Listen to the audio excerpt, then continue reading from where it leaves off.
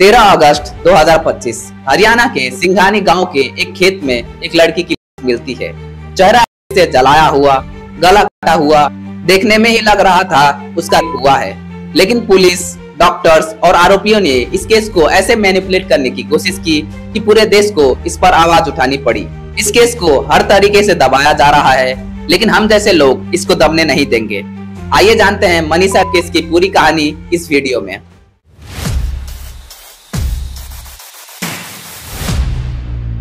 मनीषा एक 19 साल की लड़की हरियाणा के धानी लक्ष्मण गांव की रहने वाली थी।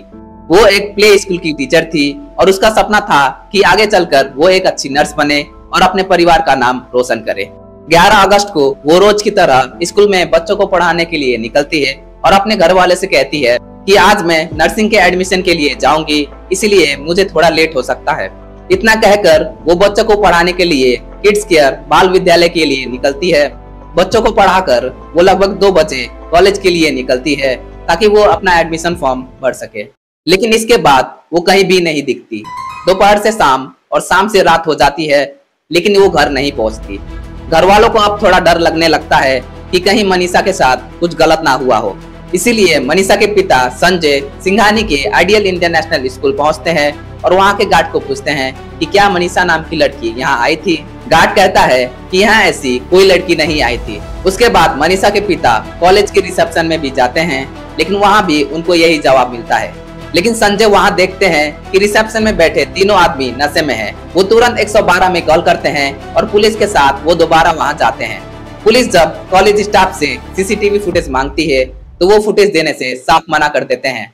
फिर वो लोहारू के लोकल पुलिस स्टेशन में जाते हैं, लेकिन पुलिस का पहला रिस्पॉन्स बहुत डिसअपॉइंटिंग था।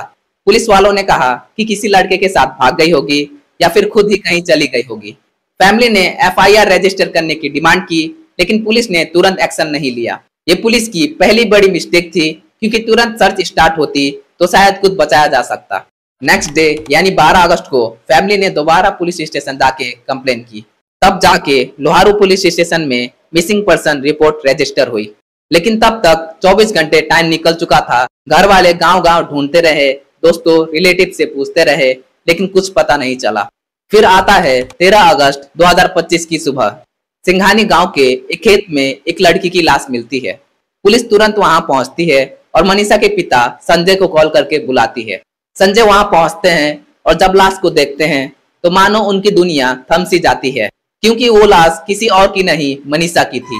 बॉडी की कंडीशन देखकर सब लोग शॉक हो गए। उसके गले को काटा गया था, चेहरे पर जैसा लग रहा था, कपड़े फटे थे, सलवार का नाड़ा खुला हुआ था और बॉडी पर बहुत सारे चोट के निशान थे। ये देखकर घर वालों ने एलिगेशंस लगाए कि उसके साथ हुआ, फिर किया गया। कुछ रिपोर्ट्स में ये भी कहा गया कि उसके इंटरनल ऑर्गन्स मिसिंग थे, जैसे आंखें और हार्ट्स। ये सुनकर पूरा गांव हिल गया। फिर जब बॉडी पोस्टमार्टम के लिए गई तो रिपोर्ट में ऐसा ट्विस्ट आया कि सब लोग गुस्से में आ गए। रिपोर्ट में कंफर्म हुआ, लेकिन की कंफर्मेशन नहीं हो सकी क्योंकि बॉडी डिकम्पोज हो चुकी थी। डॉक्टर्स ने कहा कि बॉडी 2-3 दिन पुरानी लग रही है। मनीषा के फैमिली ने रिपोर्ट को गलत माना क्योंकि कपड़े फटे थे और नाड़ा खुला था। देखने में ही लग रहा था मनीषा का हुआ है। जनता के गुस्से को देखकर सरकार ने कुछ पुलिस वालों को ट्रांसफर किया और कुछ को सस्पेंड। और बात ज्यादा ना फैले, इसलिए इंटरनेट को कुछ दिनों के लिए बंद कर दिया गया। इसे देखकर जनता का गुस्सा और बढ़ गया और उन्होंने दूसरे पोस्टमार्टम की मांग की। फिर दूसरा पोस्टमार्टम पीजीआई रोहतक में कराया गया। उसमें भी कोई सीमन नहीं मिला, मतलब कंफर्म नहीं हुआ। लेकिन इसमें भी एक बड़ा ट्विस्ट आया।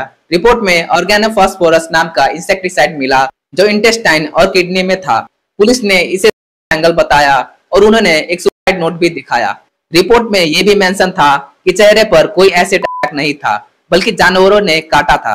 लेकिन मनीषा के फैमिली और गांव वालों ने इस रिपोर्ट को गलत माना। उनका कहना था कि इतने भयानक तरीके से कैसे पॉसिबल है, गला काटना, चेहरा ये नहीं लगता। उन्होंने एलिगेशंस लगाया कि पुलिस लोकल पॉलिटिशियंस को बचाने के लिए ये सब कर रही है, क्योंकि कुछ बीजेपी लीडर्स का नाम इसमें आ रहा है।